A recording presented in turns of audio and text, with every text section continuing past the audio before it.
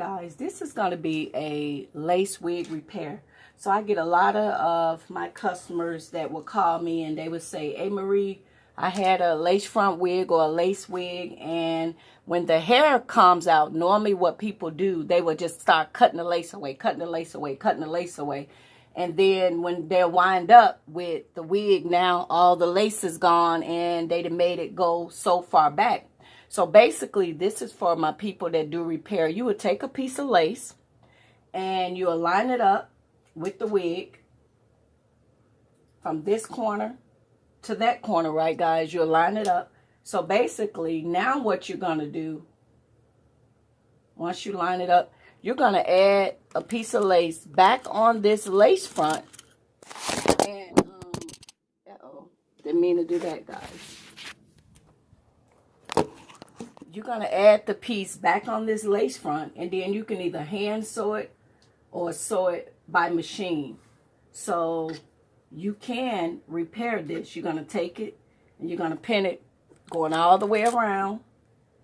And yes, we're pinning it right sides together, guys. We're pinning it right sides together and stop it right where the lace end. And then you normally, I sew mine on a sewing machine. So I would take mine and try to use like that invisible thread or the same color thread as the lace, because you use black and it's right toward the hairline. That's not a good look. So try to use lace, try to use hair that's the color like a transparent, so when you flip it over. So you're going to put those pins going all the way around. And then you sew it, guys. You wind up sewing it down. And that would be the way that you will do the repair. And then, of course, you're going to ventilate. So you see how, like, if I take it like that, guys. And you're just going to keep pinning it all the way around. All the way around. And then you can either take it. Gino, shut up. You can either take it to the sewing machine, guys, and sew it, or you can either hand sew it. But sandwich it going right around to the end, the very end of the lace, guys. Keep going around to the end of the lace, and then you can either do it by sewing machine, or you can either do it by hand. And then you will flip this back down after you sew it, guys. You'll flip this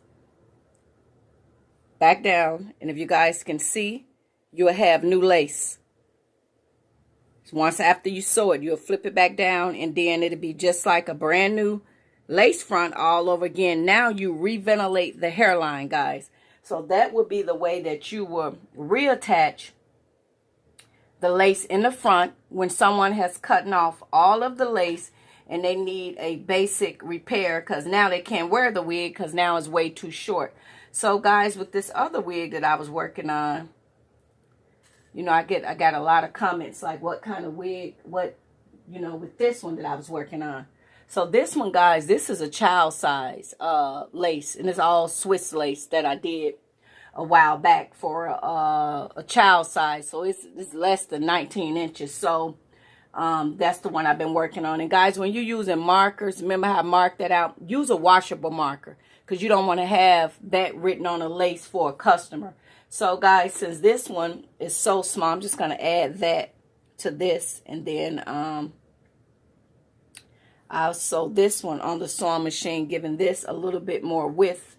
But yeah, you sew it right on top, guys, and just right there at the end of the hairline, guys, right there at the end, and it's going to give it, adding it back to it.